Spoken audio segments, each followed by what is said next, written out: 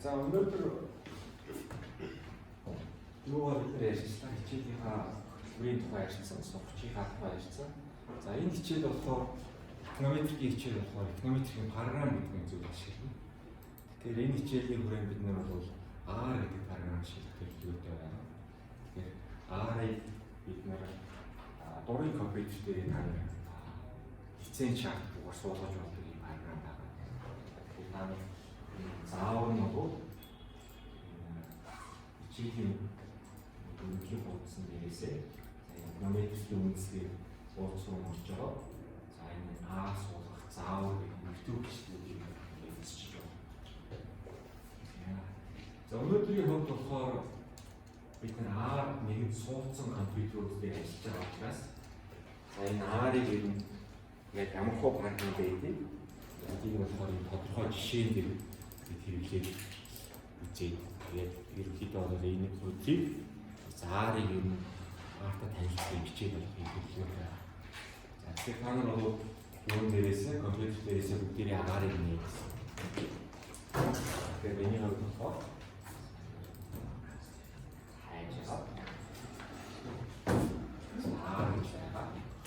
бидний болохоор R Studio гэсэн интерфейсийг ашигладаг.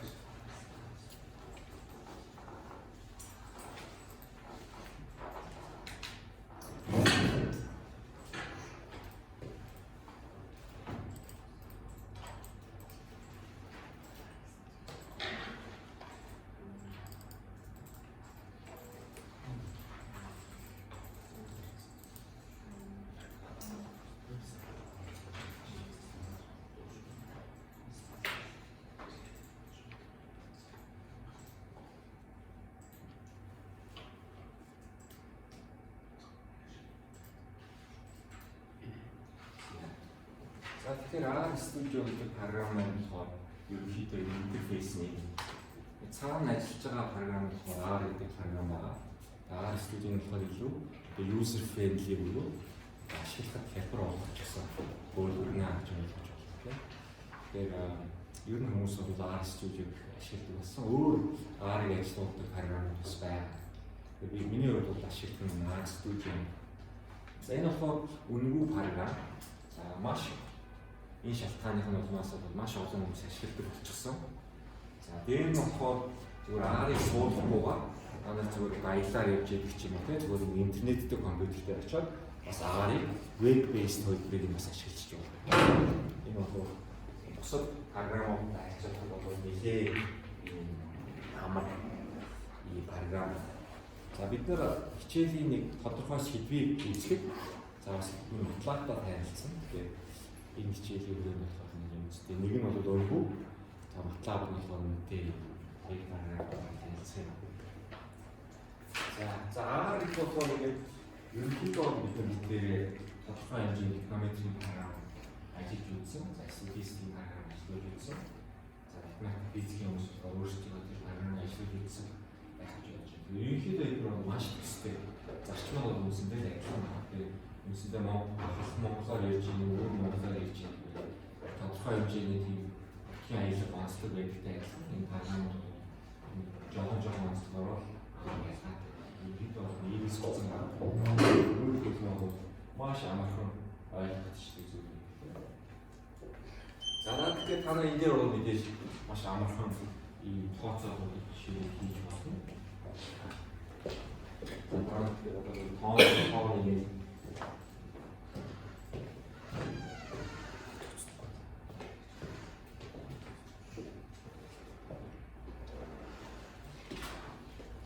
за энэ дээр зүгээр ихний тооцоолол гэдэг нь зүгээр тоон энэ жоо зурж байгаа юм ойлгож байна. Тэгээд командаа өгөн өөртөө маань манай хэлсээр харж байгаа шиг байна. За тэгээд та нар нөхөд үзчих учраас нөгөө R-ийн YouTube видео нөхөд үзчих болохоор би жоохон нэлээд урагшаа усрээ. За яг энийг яаж тооцоо судалгаанд ашиглахын дээр тодорхой ажил дээр уурлаад хийж болж. За тэгэхээр би өөрийнхөө уцаад юу орлоо. Тэгэхээр өөрийнхөө судалгаанд ашигласан одоо шиг R-ыг тайлбарлах гэдэг гэсэн үг байхгүй. маш энгийн процесс хийж байгаа шийдвэрийн судалгаа. Энэ судалгаа нь болохоор энэ эдийн засгийн чансаа гэсэн юм гэж байна. За тэгэхээр энэ ажил маань ямар зүйлийг хийж байгаа вэ гэхээр Монгол эдийн засгийн бүх мэдээллийг нь цуглуулж байгаа. За тэр мэдээллийг нь тулгуурлаад чансааг нь гаргаж байгаа. За чансаа гэдэг нь болохоор оноотой холбоотой. Тэгэхээр бид нар бол оноонуудыг нь хүн бүрээр нэмж гаргана гэсэн үг гэж тааж байгаа. За тэгэхээр бид нар ингээд юу байгаа вэ гэхээр хоёрын хэсэг байна. PDF файлыг хаана уншиж байгаа. PDF файлаар байгаа. За энэ дээр ашиглаж байгаа зүйлийг бодвол энэ жишээ бид дээр бол дата гэсэн хэсэг байгаа. За код гэсэн хэсэг байна. Тэгэхээр бидний датаг ашиглаад кодыг нь явуулаад тэр явцсан бол аа гэж нэг дүүрээ гэж байна. За энэ дээр энэ сэлийн файл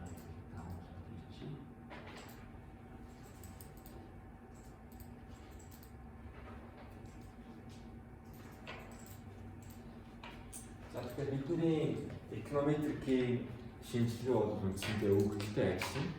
За өгөгдлийн одоо хамгийн их түгээмэл өгөгддөг хэлбэр нь болохоор энэ Excel файлаар бол өгөгддөг. Тэгэхээр өдөр бол жишээ нь өгөгдөл маань байж байна. Тэгэхээр энэ бол багны хэлбэртэй одоо текст болон тоон мэдээллийг агуулсан энэ файл байна гэсэн үг байна. За дараа нь хичээлийнхаа хуудаснаас код гэдэг юм шиг.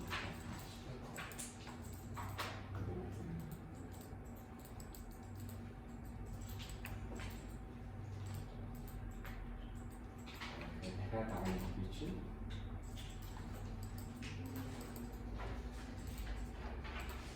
За нэг даарын онгойлгосон байгаа бол энэ нэг шууд гараад ирэх юм.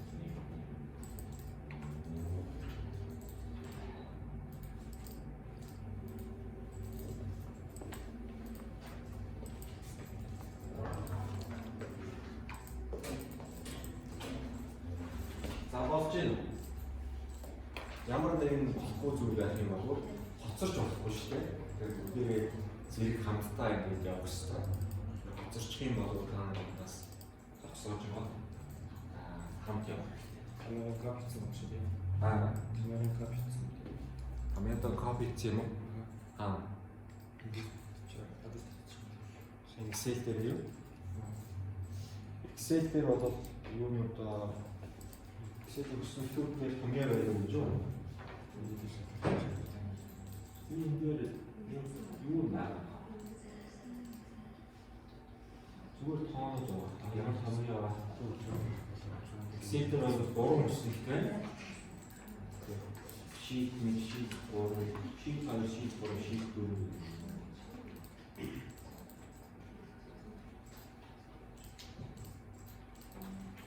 Өөр асуудал.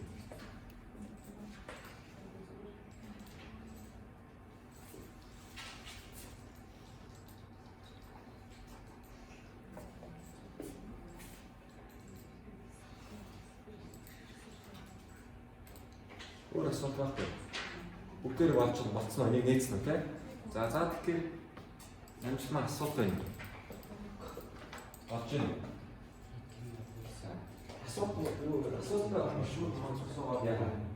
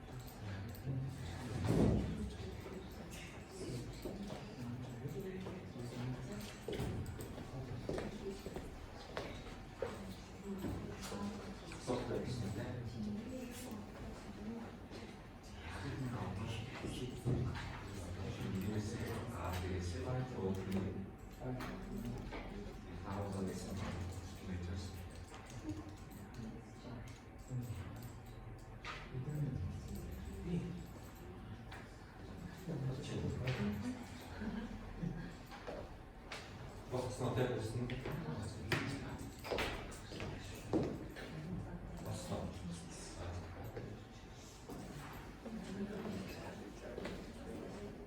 За тэгээ одоо идэвхтэй нийтдээ энэ маань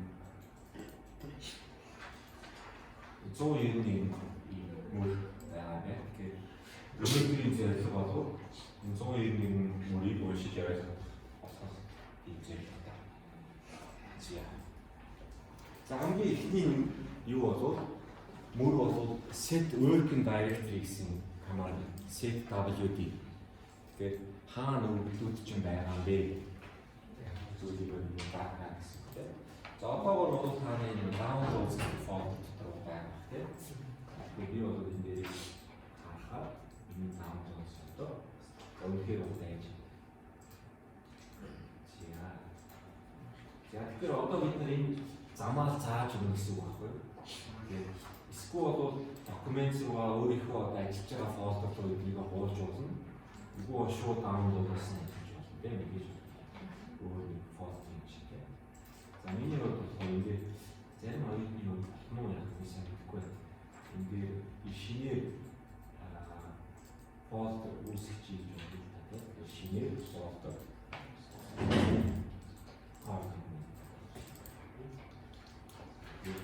download хийсээ хоёр файлыг шиг болчих. Download folder маань болохоор энэ видео бол зарим гараад болчихсон. За refresh хийхдээ учраас энэ чиглэл зэрэг.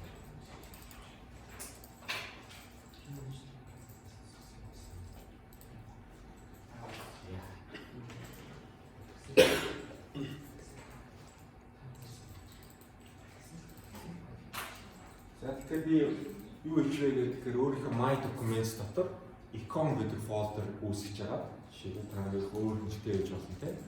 Тэгээ саяны download хийсэн хоёр файлаа. Нэг нь ARIN файл, нөгөөх нь Excel файл бол хоёрыг тавьсан.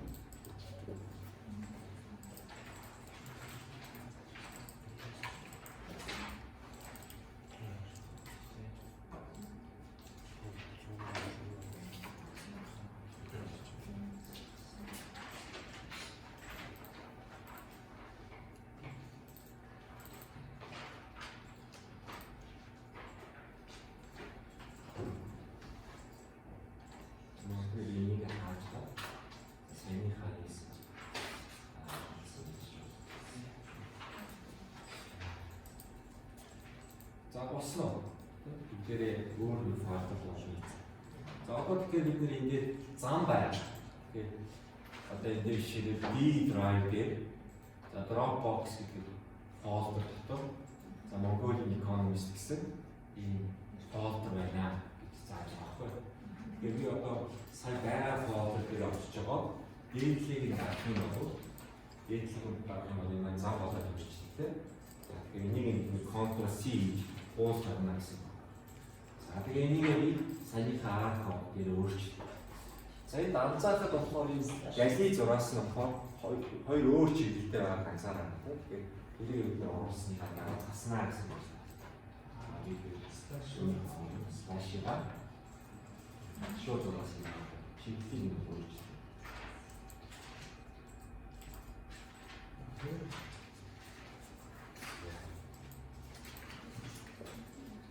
Энийг өөрчлөхийн дараа хэсэг хаачихжээ.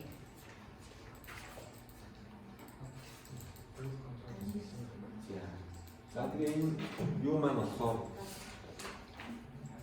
үндсэндээ эхний том асуудал маань шийдэж чинь гэсэн үг тийм. Файлаа хаанаас татчих авахгүй гэдэг нь компьютер дээр хэлчихэж чинь гэсэн үг. Асуулт байна. За хоёрдугаар мөрөн дээр нь болохоор урттай ийм хаштаг болоод тавьсан байна. Тэгэхээр R-ийн хувьд болохоор хаштагийн дараах командыг бол R уншихгүй. Тэгэхээр би энэ дээр яагаад тавьсан юм бэ гэхээр үндсэндээ би нэг Dropbox ашигладаг. Тэгэхээр энэ тэнд компьютер дээр очихороо миний Dropbox маань ямар файл ямар drive дээр байгаа болохоор ондоо green компьютер дээр болохоор нэг ажлын компьютер дээр болохоор өөр байршилтай байна. Тэгэхээр би зүгээр тэрийг хэлбэршүүлэх бод. Тэгэхээр 여기로 тавьсан байна. Энд шиг гэрийн компьютерийн Dropbox-ийн хаяг бол энэ доод хэрэг байсан. Одоо би бол ажил дээр байгаа учраас энийг шиг тийм учраас ийм юу хаштаг тавьсан байна. За тэгээ 3-р мөр бол хоосон байна. Тэгээд та нар хэдэн ч хоосон мөр гэж байна. Энэ бол зүгээр цаасан дээр та нар юу бичиж байна гэсэн үг шүү дээ. За 4-р мөр дээр болохоор library гэсэн юм байна. За R гэдэг програмын гол онцлог нь бол маш олон хүмүүсийн програмыг ашигладаг учраас маш олон тийм package буюу багц гэдэг зүйлийг бусад хүмүүсийг хийж гисэн ажлыг бид нэр дуудаад ашигладаг. За тэгээд дуудаад ашиглахад бид нар бол эхлээд тухайн package буюу багцыг суулгах компьютер дээр. Дараа нь суудсныхын дараа бид нэр дууддаг. За тэгэхээр зарим ойлгомжтой болохоор аль хэдийн зүгээр шууд энэ R-ын кодоо нээхээр дээр нь шар бичиг гарч байгаа. Энэ програм чинь бол ийм код чинь ийм пакэжийг болоод дуудаж байна. Тэднийг install хиймээр байна уу гэж асууж байгаа. Тэгэхээр та нар тэр юуг нь болохоор саналыг нь бүтээн зөвшөөрөөр install хийсэн байгаа тохиолдолд одоо та нар асуудал ч юм уу шийдвэрлэжтэй гэсэн. Зарим оюутнууд болохоор тэрийг нь хүлээж зөвшөөрөөгүй байгаа тийм. Санал болгох та нар load тавьсан ч юм уу эсвэл хаачсан байна. Тэр тохиолдолд та нар эднийг нэг хүчлээ суулгана гэсэн юм. За яг суулгах юм бэ гэхээр одоо шилбэл хамгийн эхний пакэж бол read excel гэсэн. Тэгэхээр нэр нь бол баг ойлгомжтой байна тийм. Excel гэдэг Excel-ийн файлыг уншиж оруулж идэг пакэж байна шүү дээ. За тэгэхээр бидний нэрийг нь copy хийж байгаа. Ctrl+C. За тэгээд дараа нь гаруй packages гэж байна. Packages. Тэгэхээр R маань үндсэн 4 цаад байгаа. За манай нөгөө кодын хэсэг, за манай нөгөө орчны хэсэг. За дараа нь болохоор манай юу маш олон мэдээлэл агуулж идэг. Хэсэг байгаа. Энэ дээр бол бид манай компьютер дээр ямар файлууд байна. За мөн зураг зурхтаа бид нээж болно. Пакэжуудаа харж болно. За мэдээлэл одоо тусламж эндээс авч болно. За viewer гэдэг юм байна. Энийг ашигладаг. За тэгээ үр дүнгийн цаах маань энэ дөрөв цаах. За тэгэхээр одоо бид нэг packages дээр очоо. Харах юм бол энэ цаанаасаа суудсан байгаа пакэжууд нь одоо юм. Цаанаасаа суудсан.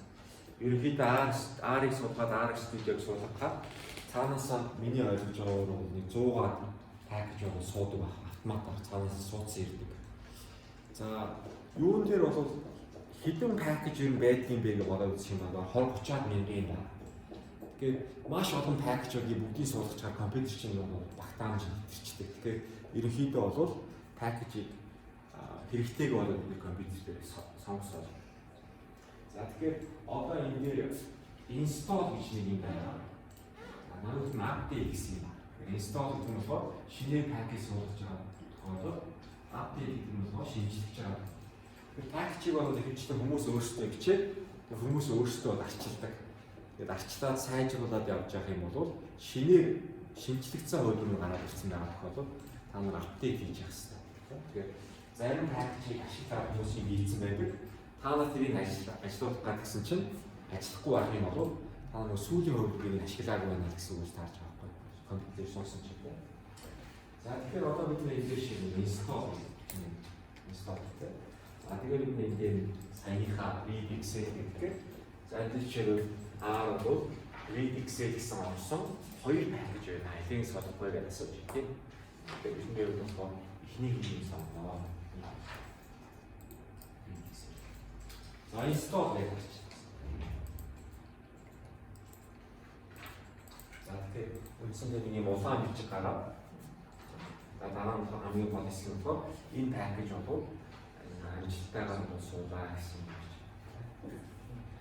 За пакэж сууна гэдэг бол компьютерт ч юм уу ороод ирнэ гэсэн. За энийг одоо ашиглах төлөвт оруулъя гэх юм бол бид нэр library гэдэг дууддаг санах хоёрыг одоо ингэ дуудана гэсэн. За тэгэхээр тэр нь болохоор library гэж нэрлэсэн. За За тэгэхээр одоо энэ дээр би нэг юм шинийг хийлээ. Одоо би R дээр болохоор кодынхаа зөвхөн зарим хэсгийг ажиллуулж байна. Одоо би бол идэвхтэй хоёр юм команд бичсэн байгаа. Тэгээд зөвхөн тэр хоёр өөрийг ажиллуулдаг тийм. Тэгэхээр бид тэр хоёрыг идэвхжүүлдэг бодож байгаа. За тэгээд бид энэ run гэдэг хүчин дээр нь тэр тохиолдолд зөвхөн идэвхтэй код ажиллана. За ажиллаа гэдэг энэ маань болохоор энэ цэнхэр юутаа гарч явах юм бол ерөөдөө алдаа байх байна гэсэн. Жог улаан өнгө гараад ирэх юм бол та ямар нэг алдаа гарлаа. За алдаа гарсан тохиолдолд чинь бол ямар алдаа гарваа гэдэг нь хийх. За тэгэхээр бид нар бол алдаа гарч байна. За тэгэхээр энэ маань суулт тааж байна. Энэ яг чинь өөр байсан юм.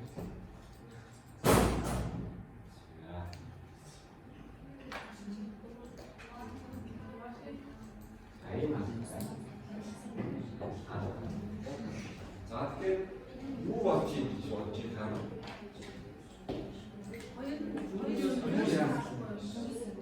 Тэгэхээр та нар дээр суусан R-ын хувилбар өөрчлөлтөөр хөрж байна гэсэн. Different stuff.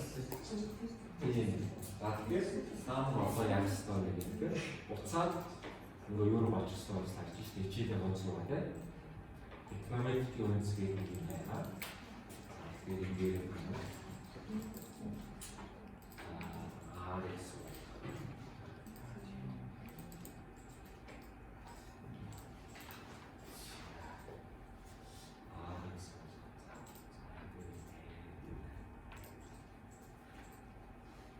за энэ бол хамгийн сайн юу болоод их сурвалж Google дээр тэгээд та Google дээр бол update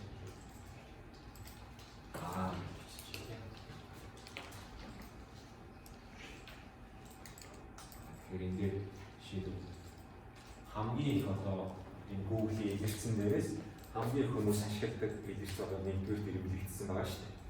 Би өөртөө ингэ нэгжсэн байж байгаа. Энэ store update гэсэн юм. Цэвэр дээр юм байна. Social гэж. Хаа social гэсэн. Одоо бол бид апдейт хийж байгаа шүү дээ. Бид бол лаг суудсан байна гэсэн. Тэгээд одоо бид зөвхөн апдейт хийнэ гэсэн. Инсталл хийхгүй. Тэгээд апдейт гэх лаг хэсгийг сонгоно гэсэн. Сэмээр нотэрс бий боллоо. Программерс нэтрон орчод апдейт шалтгаан хийж. За хоёр юм байгаа шүү дээ. Нэг нь болохоор R Studio. Хоёр зүйлийг хоёулыг нь апдейт хийх хэрэгтэй. Тэгээд бид нар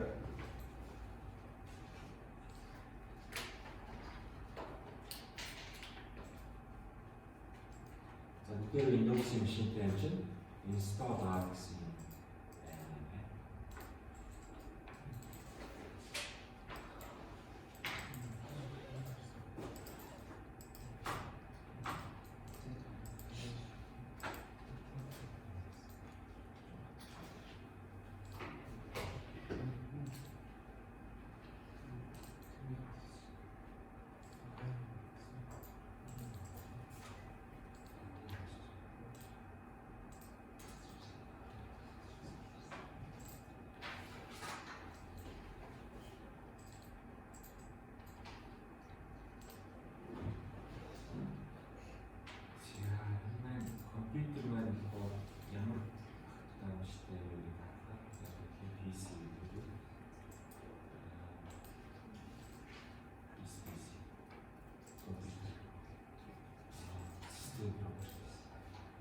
Энэ бол тэр 64 битийн үлдээстэй дээр бичээтэй.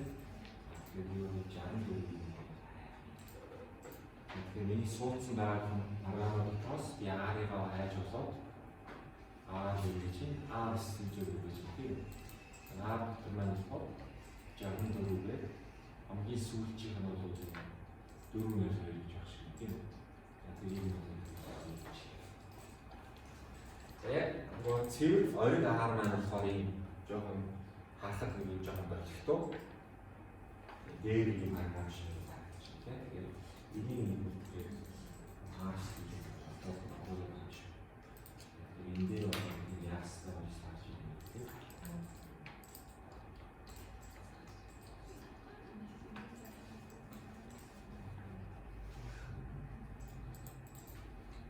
Миний ойлгож байгаа бол за Windows-ийн машин дээр R-ыг апдейт хийхийн тулд бид нэр бол install R гэсэн пакэжийг одоо суулгах хэрэгтэй.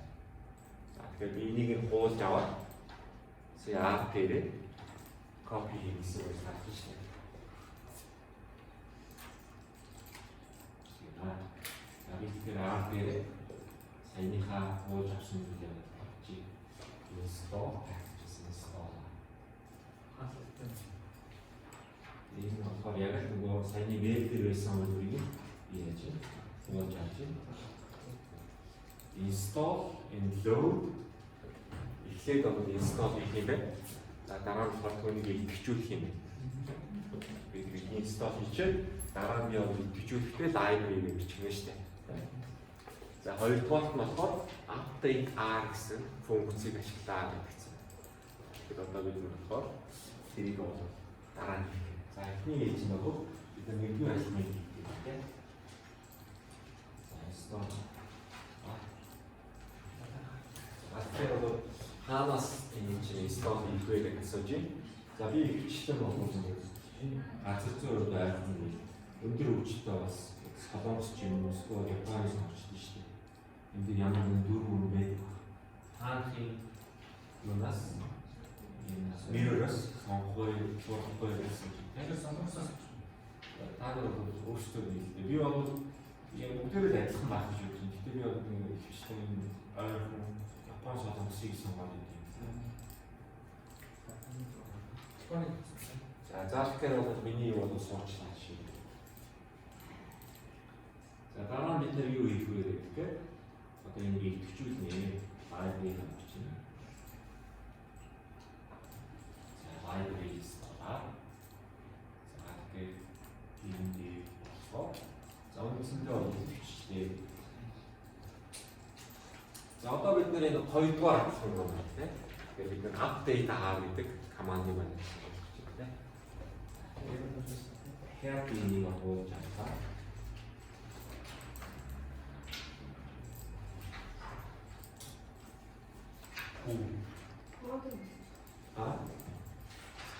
Юу?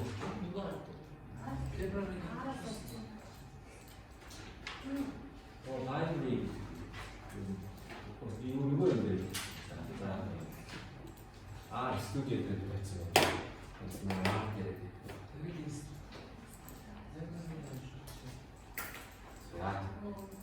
За би бол асуудал байгаа шүү дээ. Миний компьютер бол сүүлийн үйлдвэр байна. За тэгэхээр та бол шинжлэх шаардлага байна. Таны бол R бол хамгийн сүүлийн үйлдвэр байна гэж хэлж байна. Тэгээд та нарын хувьд бол өөр ч гарч байгаа юм. Өөр. За тэгээд болцсон. Install update хийж байна. Одоо update хийж байна. За тэгэхээр одоо танай жоохон дээр бол шинэ үйлдвэр байна шүү гэж хэлж шүү дээ.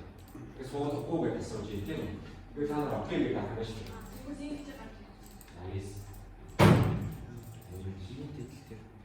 ta 지금 스틱이 나서 이제 디폴트 version을 하는데 어떻게 얘기해야 되나?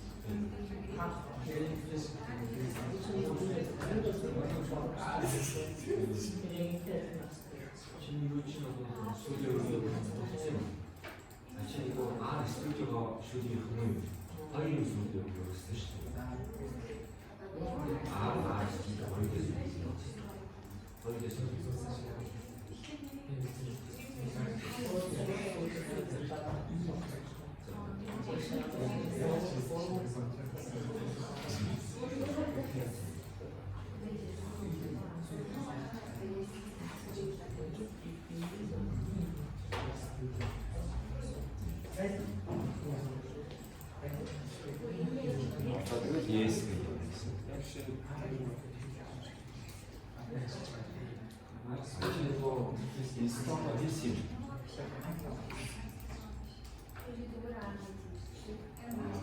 지금 업데이트 시대 başlıyor. Update edildi.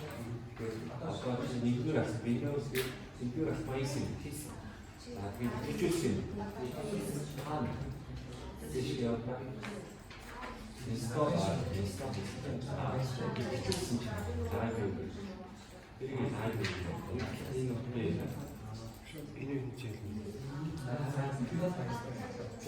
Default server next.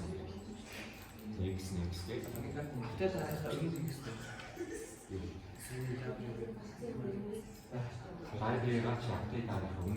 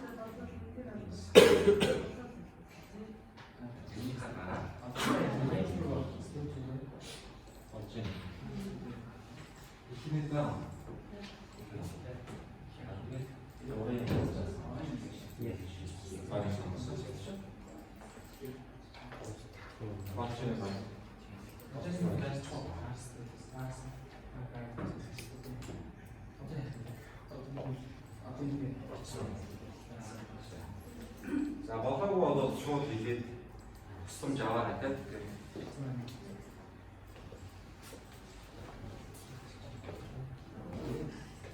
자, RTL에 대한 асуудал 없었나가 보고 어떤 R 스튜디오가 апдейт штэ. Тэгэхээр саяныхаа нөгөө дээр очиод 3 дахь алтан болчихно гэсэн үг хайж тий. Тэгэхээр R Studio дотроосоо хэлсэн дээр очиод check for updates гэсэн хэсгийг байна тий. дээр очиод help гэсэн хэсэг дээр очиод тэгээд check for updates гэсэн товчон дээр байна. За би одоо бас энэ хамгийн сүүлийн үеийн юм байна.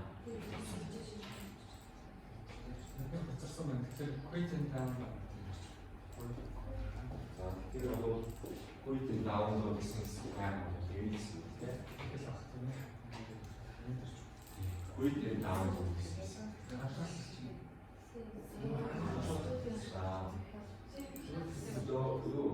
Don't save. Нөгөө гэдэг нөгөө Linux гэдэг файл ямжуулж оруулаад биш үү?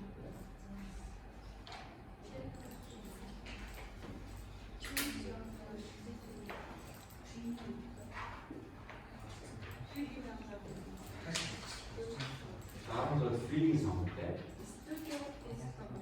다음으로 다른 스튜디오 윈도우스입니다.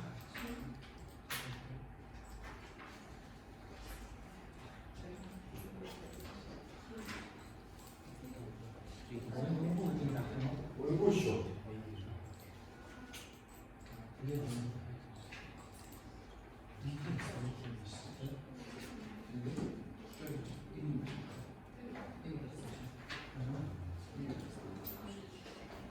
이제 원테일 좋아요.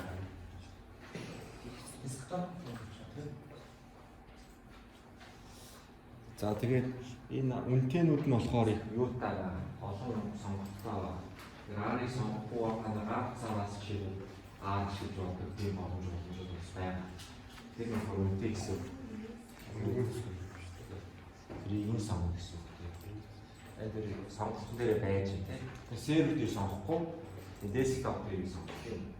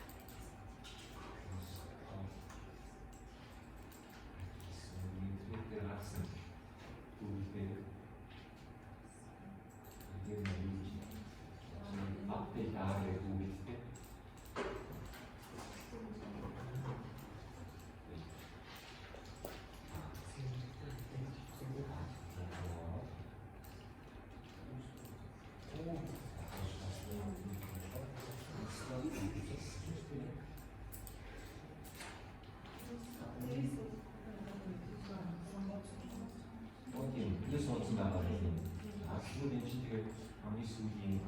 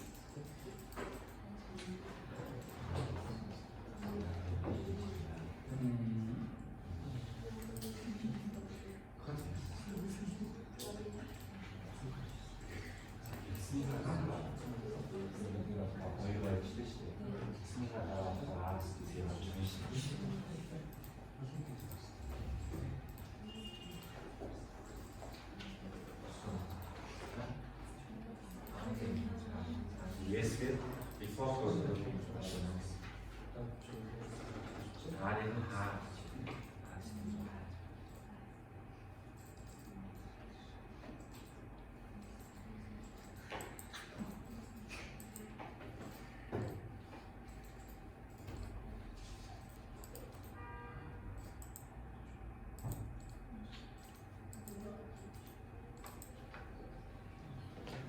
스타일 같았으면 다시 아리스토텔 Washington Аристотель Washington болов та нөгөө нэгээд олж явах нь шүү дээ. Технологи.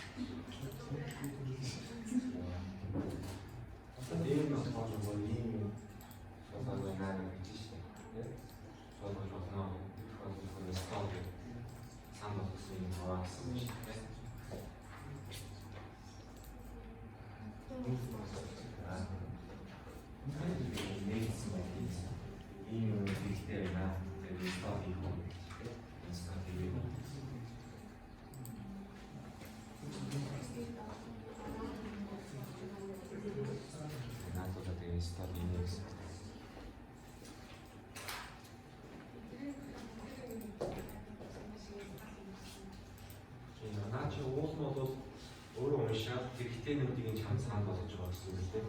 Тэгээд бүгдийг нь одоо инстал хийсэн байсан.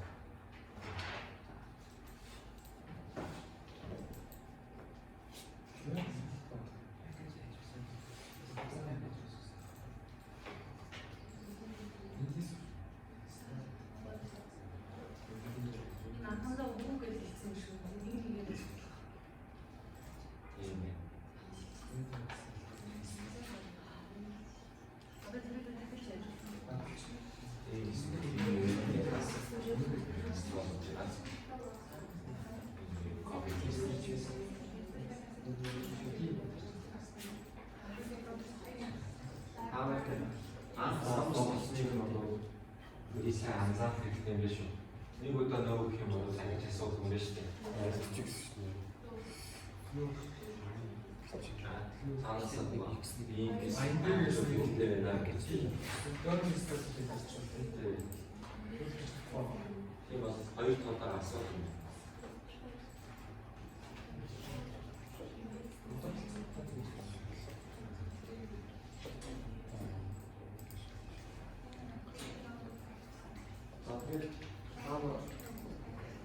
Ажлуулах гэж үзээд тэгээд ажил дутуу юм байх юм бол энэ дутуу байна гэдэг угаасаа хэлнэ. Хамгийн сайн багш бол энэ Google байгаа. Та нарт яг албаны хэсгийг копи хийж байгаа.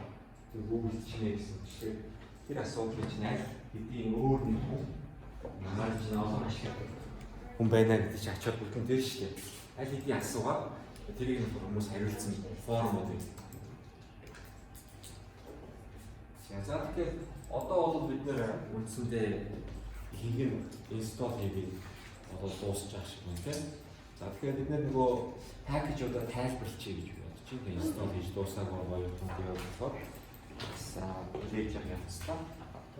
Ойлгож байна. За тэгэхээр дөрөвдүгээр мөрөн дээр болохоор Excel файлыг R-лоо оруулж идэг, уншиж оруулж идэг пакэж байна. За 5 нь болохоор юу гэж бодож байна? Excel руу бичдэг. Тэгэхээр бид нэр R-аас үр дүнг бол Excel-ийн файл руу бас бичиж болно. Тэр тохиолдолд Write Excel гэдэг пакэж жишээлэгдэж байгаа. За 6 дугаар мөрөн дээр нь болохоор MATLAB гэсэн юм байна. Тэгэхээр энэ болохоор MATLAB-ийн функцүүдийг бид нэр R болохоор бас дуудаж оруулж ирж байна. Тэгэхээр үндсэндээ бол MATLAB их ашигладаг хүн бол зарим командуудад нь маш их дасцсан гоё командууд байдаг. Тэднийг бид нар бол R дээр бас ашиглаж байна. За дараа нь болохоор XTS гэж байгаа. За энэ болохоор Extended Time Series гэсэн юутай.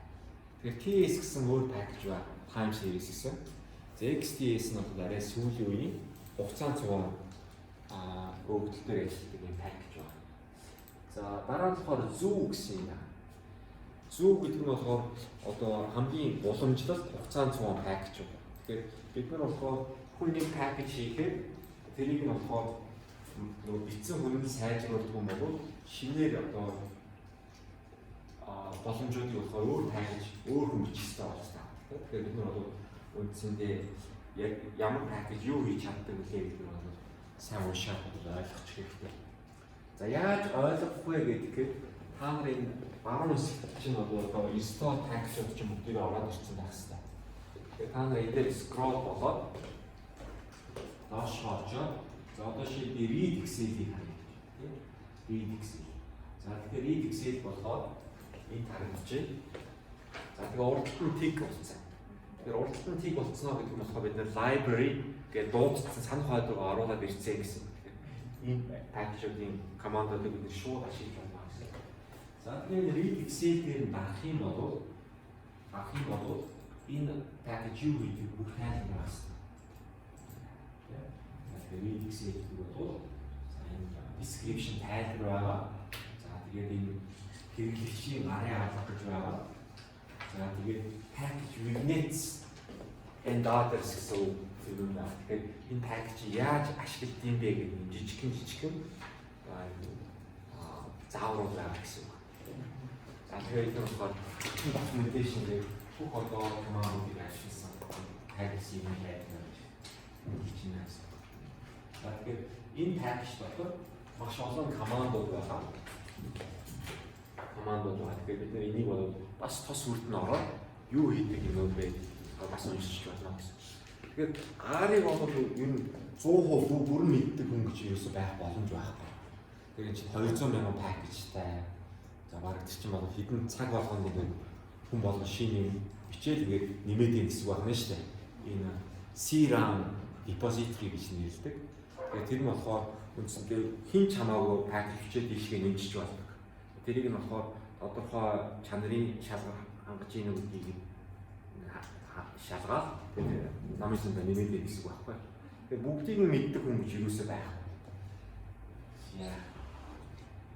Тэгэхээр яг юу хийж ийн гэдгийг нь өөрсдөө тухайн үед судлах гэсэн үг байна. Тэгээд нэг тодорхой салбарт ороод ирэх юм бол бид ерөнхийдөө нэг ашигладаг хэдэн пакэжтай байж байгаа. Эдийн засгийн бол ашигладаг пакэжүүдийн тоо тодорхой цаана физикчдийн ажилладаг бол энэ бас өөр гэсэн юм байна. За тэгэхээр бид нар бол үндсэндээ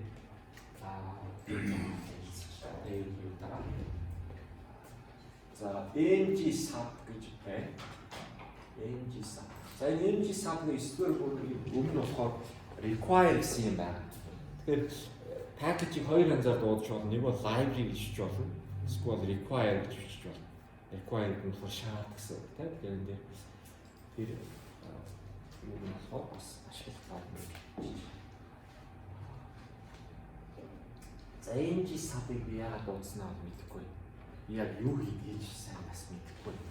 За тэгээ яг нэг юу хийж байгаа. За тэгээд би бол Google дээр ийм хийж байгаа. Англи хэл маш их бол. Хийж байгаа юм аа бичээ. Англиар. яг наар гэсэн нэмээд хэлж гэсэн. Тэгэхээр энэ бол наа одоо өөр орыг харыг гэдэг ээлж сан шиг юм.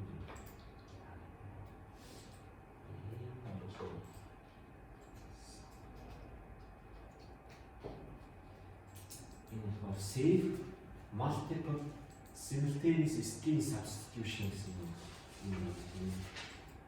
За энэ бол би эдийн засгийн ашиг биш байна.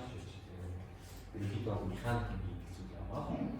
За хамгийн сүүлийн 10 дугаар мөрөн дээр болохоор статс юм. Энэ бол статистик командуудын агуулсан юм пакэж. За тэгээд 11-р мөрөн бол болж энэ бол маш чухал юм пакэж байна. Тэгэхээр энэ дээр за тэгэхээр одоо бид нэр үндсэндээ маш их импрув хийж чаддаг пакэжуудаа дуудчихлаа гэсэн үг байна. Одоо тэгээд бид жинхэнэ яг юу сонирхож байгаа вэ гэдгийг харъя. За тэгэхээр бид нэр эрдэмтдийн чансааг болоо тогтоох байна. Тэгээд нэгдүгээр нь бол эрдэмтдийн гэдэгт нэр байх хэрэгтэй. Эрдэмтдийн нэр. За тэгэхээр бид хэнийг эрдэмтэн үзэх вэ гэдэг энэ судалгааны ажил дээр зөвхөн Web of Science-ийн индекстэй сэтгүүл эрдэмтдийн нэр байна. За тэгэхээр энэ дээр болохоор эрдэмтдүүд ч юм болохоор тийм техник судалгаа хийж байгаа хүмүүс одоо хичнээн өөрийн гэсэн веб хуудастай байгаа. Веб хуудсан дээр болохоор ийм ажил хийсэн ажлууд байна гэсэн үг байна.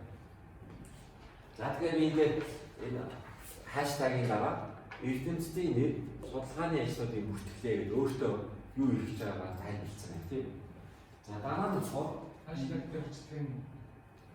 хаштаг нь компьютер уншихгүй гэсэн. Чи өөрөө л уншиж. Энэ командын хэлбэр итгэхгүй болгож байгаа гэсэн. Тэг ногоонуудыг бол аар уншихгүй гэсэн байна шүү дээ. Зөвхөн харуудыг уншиж. Тэгээд бид нар бол энийг annotation гэж нэрлэдэг. Сайн кодын юу болов? Нэг онцлог болов? Эний чинь өөр хүн уншаад юу хийж байгааг нь бол ойлгох байна. Тэгэхээр бол өөр одоо хөндлөнгийн хүн зориулаад за ер нь бол ойлгомжтой байгаад тайлбар хийх явах юм бол маш сайн. Дараа нь та нар одоо өөрөө хэсэг хугацааны дараа ч хийсэн юм мартчихдаг. Тэгэхээр яг л өөр хүн юу ч мэдэхгүй хүн бол тайлбарлаж байгаа юм. Одоо л тайлбарлаж хэлээ. За энэ бол data гэсэн зүйлээр оруулж ирж байгаа юм. Read Excel-ээс оруулж ирэх юм байна. За read Excel гэх нь болохоор read Excel гэдэг нэг функц байна. Excel. За тэгээд энэ дээр болохоор бид ойлгомжтой байна. Excel-ийн нэр маань нэг гэдэг нь болохоор sheet-ийн дугаар. Дараа нь болохоор манай ямар хөлнөөс ямар хөлөнд үйлчилж байгаа юм гэсэн. За тэгээд Excel дээрээс харахад нэгээс бол 3 sheet байна. За эхнийх нь болохоор sheet 2 гэсэн нэртэй. Тэгэхээр энэ R-ийн хувьд болохоор энэ хамаагүй. Энэ дээр ямар нэр байна хамаагүй. Зүгээр хэлдэг sheet юу вэ? Хамгийн ихний sheet бол sheet 2 гэх нэртэй юм. Sheet 2-ыг нэг үзье. За энэ дээр бол юу вэ гэдэг. Жишээлбэл энэ эхний баганд нь болохоор сэтгүүлүүдийн нэр. Одоо эдийн засгийн салбараар Web of Science индекстэй сэтгүүлүүдийн нэр. Хоёрдугаар баганд болохоор манай эрдэмтдийн нэр байна. За жишээлбэл одоо энэ дээр манай тийм багш юм. Хэсэг багш одоо шууд 500 дугаар мөр үү те. За тэгээд энэ C баган дээр болохоор хэдэн онд нийтлүүлсэн гэдэг мэдээлэл юм байна чинь. За тэгэхээр энэ болохоор эдийн засгийн ханаг цахим хуудаснаас ирж байна гэсэн болно шүү дээ. Тэгэхээр эдийн засгийн хувьд болохоор бас энэ REPEC гэдэг мэдээллийн сан байдаг. Тэгэхээр тэндээс бол мэдээлэл өгсөн байна. За тэгээд энэ бусад багнууд байгаа тэрийг юу гэж цааш нь ярих байна. За энэ ярьчаад явсан дээр болж байна. За энэ C баган бол ойлгомжтой тийм. Бүтээл хэдэн он хийгдсэн юм бэ? За дараа нь order гэдэг D баган байна. Тэр олон зохиогчтой байх юм бол хэд их зохиогч юм бэ гэдгийг хэлж байгаа. За дараа нь number гэдэг E баган байна. Ер нь хэдэн зохиогчтой ажил юм бэ? Тийм. За дараа нь манай энэ юун дээр мөсийн дүрмэн дээр их байдаг зүйл болохоор холбоо өрөх зохиогч юу? Тухайн ажлын судалгааны ажлыг corresponding author мөн үү? За энэ дээр болохоор бид нэр даамын өмсгч орж ирж штэ. 0.1 гэдэг хувьсгч авч байгаа. Corresponding буюу холбоо харьцаа захиагч мөн байх юм бол 1 гэдэг утгаа. Үгүй бол 0. Бус нь бол өмнө хийсэн юм болохоор энэ бол хугацаанд 100 хугацаа мэдээ байна. Дараа нь болохоор зүгээр энгийн тоон биш тийм. За дараа нь болохоор female гэдэг юм. Алтаа сектор 2-таа гэдэг юм. Энэ дээр corresponding уу? Тэгэхээр энэ дээр болохоор орон сэтгүүлүүд болохоор хин нь холбоо харьцаа зохиогч вэ, хин биш вэ гэдэг бол маш тодорхой бичдэг. Зарим судалгааны ажил дээр сэтгүүлүүд болохоор тийм дүрэн байхгүй. Тэгэхээр тийм тодорхой биш байгаа тохиолдолд би жишээ энэ 2 гэж хэлсэн байна. Тэгэхээр одоо 3 хувьсгч тааж гэсэн, 3 удаа тааж гэсэн юм байна. Яасан гэж хэлсэн. Тийм. Яасан бэ? Тайлбар нь бол тэр. За дараа нь female гэдэг хувьсгч байна. За 2 гэхээр юу гэсэн үг вэ? Female бид нэр эконометрик дээр зөндөө үздэг шүү дээ. Female гэдэг хувьсгч болов хизээ 1 гэдэг утгаа авах хэлээ. Мөн болох хэрэгтэй шүү дээ. Эмэгтэй бол мөн. Хизээ 0 авдаг үлээ. Биш бол тэ. За тэгэхээр эмэгтэй бол 0, эмэгтэй бол 1. За 2 гэдэг нь болохоор би бас мэдэхгүй байгаа. Тэ. Хүүсийг мэдэхгүй байгаа. Энд эрдэмтдийн хувьд ч юм болохоор юу байдаг? 2 нэр байж байгаа шүү дээ. Овог өөрийнх нь нэр. Зарим тохиолдолд болохоор хүмүүс чинь ингэ солио бичдэг. Тэр тохиолдолд би танихгүй хүмүүсүүдийн хувьд бол энэ маань болохоор ихтэй эмэгтэйг юм бол ялахгүй байна гэсэн. За энэ мэдхгүй хүмүүсүүд нь бол ялангуяа энэ ангаахын хүмүүс их байна. Би ангаахын хүмүүсийг сайн мэдэхгүй. Тэгэхээр ангаахын нэг сэтгүүл бол value in health гэдэг эрүүл мэндийн юм сэтгүүл байгаа. Гэхдээ эдийн засгийн бол маш чухал нэг сэтгүүл. Тэрэн дээр бол нийтлүүлсэн хүмүүсүүдийн хвшлийг бүсийн мэддэг. За гэхдээ бол эдгээр бол бидний нэг тооцоод нэг чухал биш байна. Ягаад гэвэл бол дандаа энэ сэтгүүлд ерөөсөө хүмүүс дандаа нэг хурлын имтгэлээ хийсэн. Тэгэхээр зөвхөн абстракт болгоо гэсэн. Тэгэхээр миний судалгаа нь бол бүрийн хэмжээний өгүүлж нийтлүүлсэн юм. Хурд оролцоод хурлын абстрактуудыг заримдаа бол тодорхой нэг сэтгүүл нийтлүүлсэн бүгдийг хэд тохиолдол бол яг энэ бүтэн хэмжээний судалгааны ажил статус юу вэ? Яг адилхан шүү дээ. За ийм юу. За дараа нь болохоор академиа гэж байж энэ нь ухааны тэр мэдсэн шүү дээ. За академи одоо эрдэм шинжилгээний байгууллагад ажилладаг бол нэг. За үгүй болно мэдхгүй болох юм. Ерөнхийдөө бол та нэг юм ойлгосон байна тийм. За тэгэхээр Европ гэсэн үг байна. Гадаад байдаг. PhD in economics гэсэн зэрэгтэй юм уу байж. За дараа нь болохоор харьяал гэж хэлдэг жишээ. Ном гэдэг нь болохоор Morris тийм. Moss гэдэг нь болохоор үгүй ажил хийсэн бол Mongolian University of Life Sciences байна. За дараа нь болохоор Udemy Academy of Management. За дараа нь болохоор компаниудын нэр гэж. Гэрээгээ эдийн засгийн бас зөвлөгөөчний үзүүлэх компани. Гэрээгээ гэж энэ шиг Монгол language. За Монгол хорус гэсэн компани. Сарвал хөдөөгөө байж. За нутаг баахнаас OSI гэдэг нийтийн хэмжээ ERI гэдэг. За энэ болохоор Institute of Medicine гэдэг эрүүл мэндийн рейтинг гэж байж. За эрүүл мэндийн яам гэж байж. А энэ мамаа пастараа гэсэн. Лүкийн за ямар нэг олон NGO төрийн бас байна. Тэгэхээр одоогоор бол эдийн засгийн салбарт бүтээлээ нийлүүлсэн хүмүүсүүд бол ийм байгууллагууд харьяалтай. За тэгэхээр нэг хэлсэн. За тэгэхээр бид хаанаас ихэд хаа дуусч байгаа харах хэрэгтэй. Манай өөрөлд бол A2-оос Ошгойва. W202 гэдэг. Тэгэхээр манай тоо бол A1-ээс эхэлж байна. Тэгэхээр бид нар бол толгойг нь оруулж ирж байгаа гэсэн үг байна шүү дээ. A1-ээс W200 юм байна. За дараа нь болохоор энэ Scopus гэсэн юм. Scopus. За тэгээ энэ дээр болохоор XCD-ийн 2 дугаар шийднээс хэлж байна. 2 дугаар шийдэл рүү орох юм бол за энд бол Scopus гэх мэдээллийн сан байна. Тэгэхээр үндсэндээ бол ийм библиографийн үндсэн 2 том сан байгаа. Нэг нь болохоор Web of Science. За өрсөлдөгч нь бол Scopus гэсэн юм 2 сан. За мөрсдэр одоо та магистр доктор аюулгүй хөтөлбөрөөр харах юм бол Web of Science Scopus-ийн индекстэй сэтгүүлд өгүүл нийлүүлэх юм бол 4 кредит тооцноо ингэж байж байгаа шүү дээ. Тэгэхээр ямар сэтгүүлүүд байдгийг харах юм бол ийм байж. За Scopus-ийн сэтгүүл бол ерүүд нь болоод юм. За дараа нь болохоор Scopus-ийн болохоор онооны сэтгүүлийн оноо. Тэгэхээр Scopus дээр болохоор хамгийн өндөр оноотой нь болохоор одоо QGE гэж товчилдог. Эдийн засгийн шинжилгээ ухааны хамгийн ууган сэтгүүл 1800 он байгуулагдсан сэтгүүл. За тэгээ энэ дээр болохоор доошоо маш олон сэтгүүл байна. За зарим нь болохоор ихэнх нь бол англи хэл дээр сэтгүүл.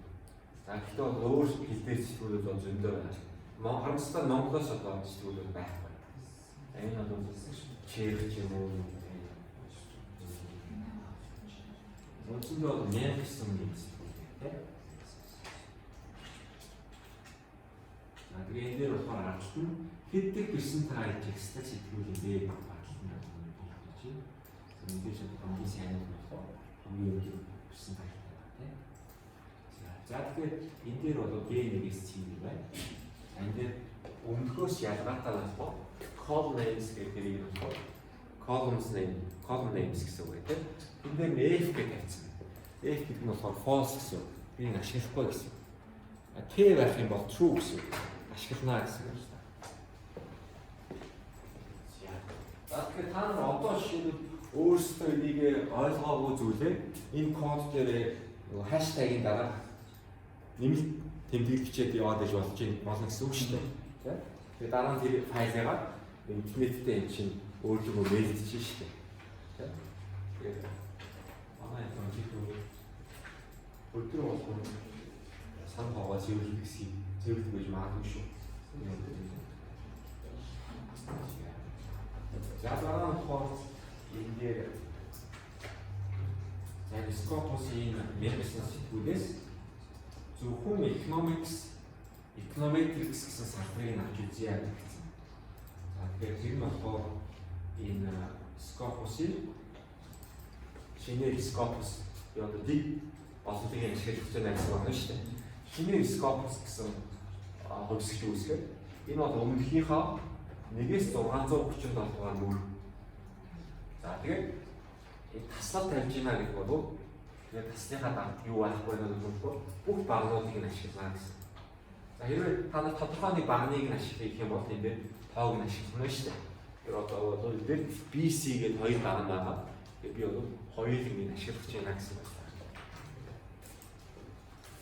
Яа. За тэгээд одоо бид нэр яах гэдэг. Ер нь бол бол том жижиг үсгүүдийг ялгадаг. Тэгэхээр том үсэг бол жижиг үсгээс ялгаатай. Тэгэхээр бид нөгөө эрдэмтдийн судалгааны ажил дээр чинь сэтгүүлүүдийн нэр жижиг үсгээр бичигдсэн байгаа тохиолдолд манай Scopus дээр бол дандаа том үсгээр бичигдсэн байдаг чинь тийм. Тэгэхээр тэр тохиолдолд бид нар хооронд нэгээд ялгахаа болж гэсэн үг байхгүй. Тэгэхээр одоо шинэ энэ Web of Science-ийн сэтгүүлийн жагсаалтыг харахад зарим сэтгүүлүүд болохоор дандаа том үсгээр, зарим нь болохоор жижиг том үсгээр бичсэн юм гэж. Тэгэхээр би бол одоо сэтгүүлүүдийг таних гэж байгаа юм чинь нэг стандарт руу оруулах гэдэг байгаа. За тэгэхээр одоо энэ юу хийж байна гэхээр за би өөртөө тайлбарч тийм нэгсийг би том үсгээр бичнэ гэж хэлсэн. Тэгэхээр Scopus гэдэг одоо таана. За одоо ийм хөшлийг хэлбэлээр нэг ажиллуулж идэх үү. Тэгэхээр энэ юм дээр очоод. За бүгдийг нь ажиллуулах гэх юм бол та нар шууд тэр source гэдэг дээр гарчихна гэсэн. Тийм бол бүх командууд зэрэг ажиллана. За одоогоор би бол энэ дээр хийсэн. 여기 규제가 들어가. За тэгэхээр одоогоор манай код юу хийж байгаа вэ гэхээр датаг бол оруулж ирж байгаа Excel-ээс. За хоёрдугаар нь болохоор Scopus гэсэн зүйл байна. За тэгэхээр оруулж ирсэн зүйл маань болохоор энэ 10 гарталд гараад ирсэн байна гэсэн. За эднийг бид нэр data frame гэж нэрлэдэг. Манай data гашиг байгаа юм. За одоо ингээд ороод ирсэн тийм. Тэгээд хамгийн ихний баг нь journal гэж чинь нэ. За энэ бас нэг сул тал нь болохоор харамсалтай кирилл танихгүй. Тэгээ энэ зөвхөн латин үсэг байна шүү дээ. Текстүүд бол. За тэгэхээр манай name page, year page гэх юм байна. За тэгээд энэ болохоор үндсэндээ мөрөөдтэй багнуудтай. За мөрөөдтэй багнуудтай зүйлийг юу гэж нэрлэдэг вэ гэхээр матрис гэж нэрлэдэг шүү дээ. За матрицын юу болвол агуулдаг мэдээлэл нэг болоод ихэвчлэн нэг төрлийн мэдээлэл. Ихэвчлэн текст, эсвэл хоо. Тэгэхээр энэ дээр бол холилдсон байгаа байхгүй. За тийм учраас энийг бид data frame гэж нэрлэдэг. Өөрөлдлийн бол хүрээж гэдэг. Энэ бол ерөнхийдөө CO2 матрицтай адилхан зүйл. Гэхдээ манай өөрөлдлийн төлөвлөлт бол холилдсон юм байна. За дээр нь болохоор ийм зүйлүүд байна. За бид нар ингээд нөгөө эрэмбэлдэг товчноо дээр байж байгаа. Анаас тэгэхээр одоо жишээлбэл нэрээр нэрмлээ гэдэг юм бол энэ товчон дээр гарна шүү. Тийм бол энэ нэгээс зэв эсвэл яас гэв гэж. За сэтгүүл дээр нэг ах юм бол аагаас жишээлбэл дээр гэж тийм. За Excel дээр хийдэг юм бол болохоор бүгдээрээ хийх юмсэг байна шүү. Хамаагүй хийх юм байна. За дараа нь өөр нэг чухал зүйл бол data frame дээр бид нэр фильтр гэж байна. За фильтр гэдэг ахаа аль талбараар нь фильтр хийх юм бэ? Жишээлбэл энэ дээр бүх онооны биш. Жишээлбэл 2004 оны фильтр. Жишээ. 2004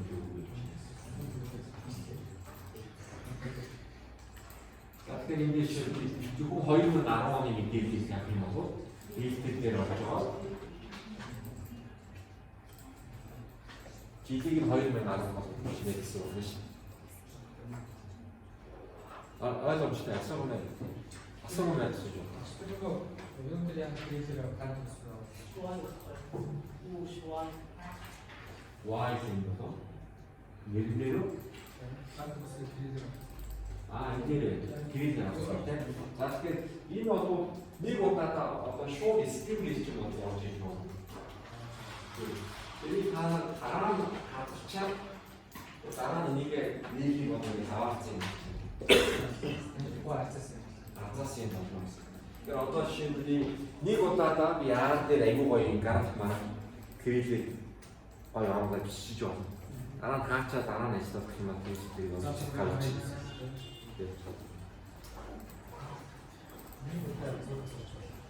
이게 딱 왜 그리스에서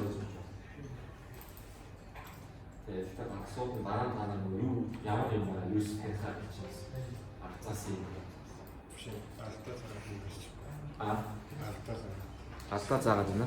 자.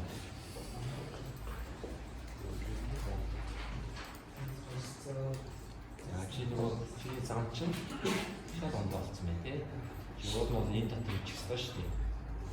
Тэгээд set WD гэж байгаа. Тэгээд хаалтан дотор нөгөө пост явж байна шүү дээ. Тэгээд баатлаас хурж авч байгаа. Дэшээ тавьж байгаа шүү дээ. Эндээс олж өгөө. Наад мөрөө итгэжүүлж байгаа. Бүгдийг хоолоод авчих. Тэгээд дээр нь тавьчих. Одоо зүгээр ингээд тавьчих. 내가 나간 신문 했잖아.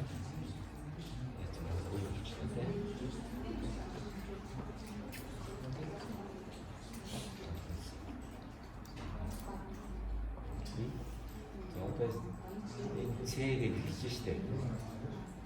세계 비치인데 되게 하와는 되니 돼. 이게 걔가 카피죠.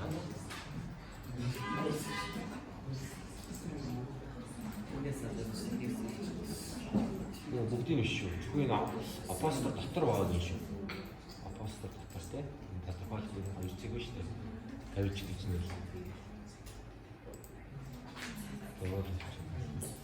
이게 우리 진영 있어. 이게 진영. 이나 때문에 심심치. 이거 벌써 진영 있어. 자, 어떻게 됐어?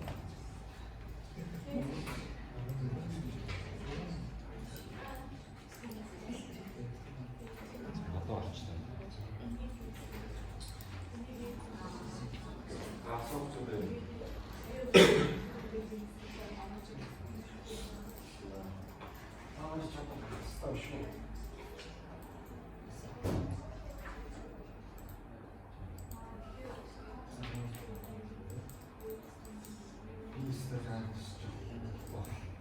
하나씩 하나도 좀 하면 되세요?